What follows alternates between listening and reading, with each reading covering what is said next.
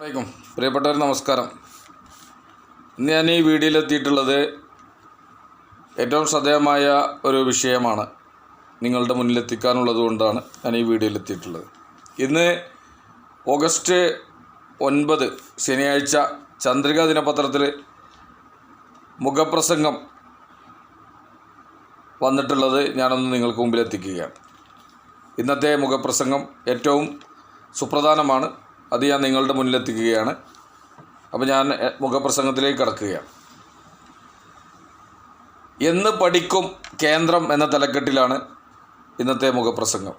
നമുക്കതൊന്ന് കേട്ട് നോക്കാം. ഇന്ത്യക്ക് 25% കൂടി അധിക നികുതി ചുമത്താനുള്ള എക്സിക്യൂട്ടീവ് ഉത്തരവിൽ US പ്രസിഡന്റ് ഡൊണാൾഡ് ട്രംപ് ഒപ്പുവെച്ചതോടെ ഇന്ത്യൻ ഉൽപ്പന്നങ്ങളുടെ കയറ്റുമതിക്കുള്ള US നികുതി 50% ഉയർന്നിരിക്കുകയാണ്. ചൈനയ്ക്ക് ചുമത്തിയതിനേക്കാളും 20%, പാകിസ്ഥാന് ചുമത്തിയതിനേക്കാൾ 21% അധികമായ ഈ നികുതി വ്യവസ്ഥ 3 ആഴ്ചക്കകം പ്രാബല്യത്തിൽ വരുന്നതോടെ മൈ ഫ്രണ്ടിൻ്റെ ഭാഗത്തുനിന്ന് പ്രധാനമന്ത്രിക്കും കേന്ദ്ര സർക്കാരിനും ഏറ്റിരിക്കുന്നത് ഇരുട്ടടിയാണ്. ചൈനയ്ക്കും പാകിസ്ഥാനും റഷ്യയ്ക്കും ഒന്നുമില്ലാത്ത രീതിയിലുള്ള ഈ നികുതി വർധന ബ്രസീലിന് മാത്രമേ അമേരിക്ക ഏർപ്പെടുത്തിയിട്ടുള്ളൂ. റഷ്യയിൽ നിന്ന് എണ്ണ വാങ്ങുന്നതിനുള്ള ശിക്ഷയായാണ് ഈ 25% അധിക നികുതി ചുമത്തൽ. റഷ്യയിൽ നിന്നും എണ്ണ വാങ്ങുന്നതിലൂടെ യുക്രൈനിൽ കൊല്ലപ്പെടുന്നവരെക്കുറിച്ച് ഇന്ത്യക്ക് ആശങ്കയില്ല എന്ന് ചൂണ്ടിക്കാട്ടി ട്രംപ് നേരത്തെ തന്നെ തീരുവ ഭീഷണി മുഴക്കിയിരുന്നു. അധിക തീരുവ ഏർപ്പെടുത്തിയതിലൂടെ അക്ഷരാർത്ഥത്തിൽ കയ്യാലപ്പുറത്തെ തേങ്ങയായിരിക്കുകയാണ് കേന്ദ്ര സർക്കാർ. റഷ്യയിൽ നിന്ന് എണ്ണ വാങ്ങാതിരിക്കാനുമാവില്ല, ട്രംപിനെ പിന്തുണക്കാനും വയ്യ. സുഹൃത്ത് രാജ്യമാണെന്ന പരിഗണന പോലും നൽകാതെ ഇന്ത്യയെ ഏതാനും നാളുകളായി റഷ്യൻ എണ്ണ ആയുധമാക്കി കടന്നാക്രമിക്കുകയാണ് യഥാർത്ഥത്തിൽ ട്രംപ്.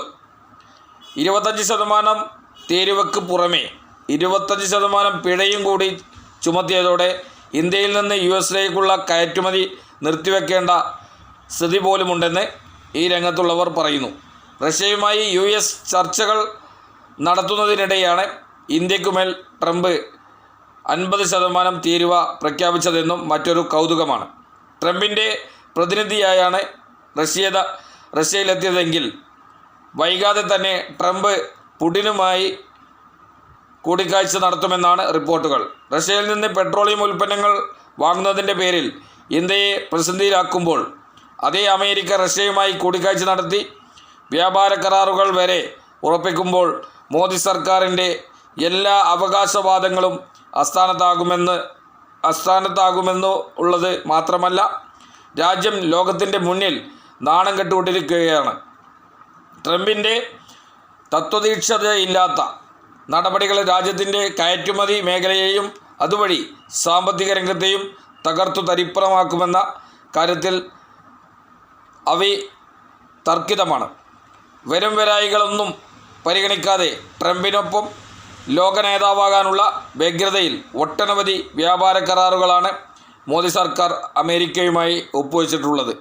യൂറോപ്യൻ യൂണിയൻ ഉൾപ്പെടെയുള്ള മറ്റു സംവിധാനങ്ങളോ രാജ്യങ്ങളുമോ ആയുള്ള സാധ്യതകളൊന്നും പരിഗണിക്കാതെ അമേരിക്കയുടെ വാലായി മാറിയ കേന്ദ്ര സർക്കാരിനെ അതേ അമേരിക്ക തന്നെ പുറംകാലുകൊണ്ട് തട്ടിമാറ്റുമ്പോൾ രാജ്യം അതിനു നൽകേണ്ടി വരുന്ന വില ഏറെ കനത്തതായിരിക്കുമെന്നതാണ് യാഥാർത്ഥ്യം. ഇന്ത്യയെ പിന്തള്ളി കുറഞ്ഞ തീരുവ ചുമത്തിയ രാജ്യങ്ങൾ അമേരിക്കൻ വിപണി കീഴടക്കുന്ന സാഹചര്യമായിരിക്കും ഇതുവഴി ഉണ്ടാവുക. ചെമ്മീൻ, ശീതീകരിച്ച മത്സ്യവിഭവങ്ങൾ എന്നിവയുടെ കയറ്റുമതിയിലായിരിക്കും ഏറ്റവും വലിയ ഇടിവ്. കുറഞ്ഞത് 20% ഇടിവ് അമേരിക്കയിലേക്കുള്ള മത്സ്യ കയറ്റുമതിയിൽ ഉണ്ടാവും. ആന്ധ്ര, കേരളം തുടങ്ങിയ സംസ്ഥാനങ്ങളിൽ നിന്നുമുള്ള മത്സ്യ കയറ്റുമതി വ്യവസായം പ്രതിസന്ധിയിലാകും.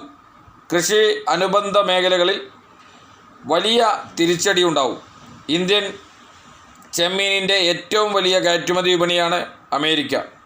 ഇന്ത്യൻ സമുദ്രോൽപ്പന്നങ്ങളുടെ മൊത്തം കയറ്റുമതി വിറ്റുവരവിൻ്റെ 34% അമേരിക്കയുടേതാണ്.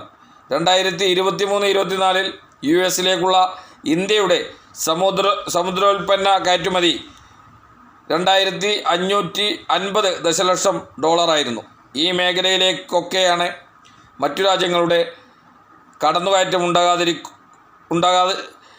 ഈ ഒരു മേഖലയിലേക്കാണ് മറ്റു രാജ്യങ്ങളുടെ കടന്നുകയറ്റം ഉണ്ടാകാനിരിക്കുന്നതെന്ന് നമ്മൾ ഓർക്കണം.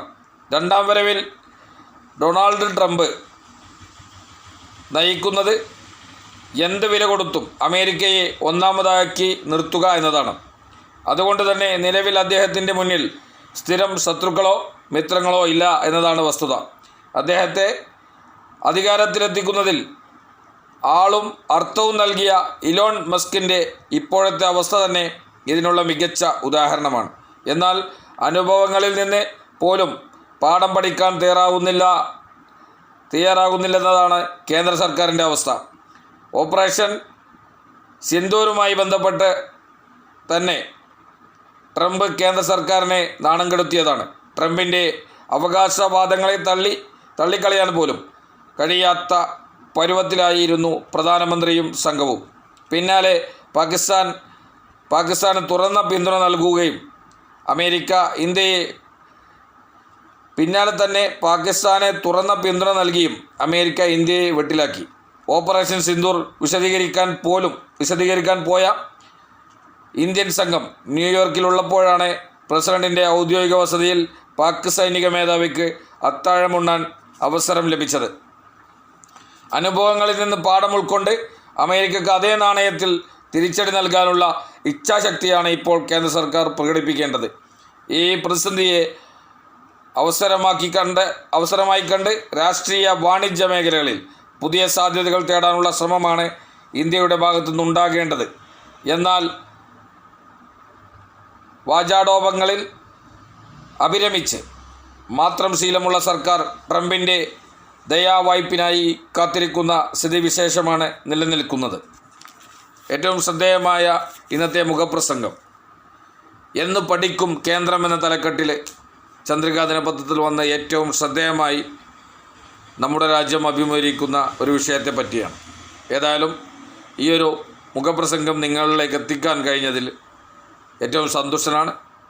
ഇനിയും ഇതുപോലുള്ള ശ്രദ്ധേയമായ വിഷയങ്ങളുമായി ഞാൻ നിങ്ങളുടെ മുന്നിലെത്തുന്നവരേക്കും എല്ലാവർക്കും നന്ദി, നമസ്കാരം. അസ്സലാമു അലൈക്കും വറഹ്മത്തുള്ളാഹി തആല.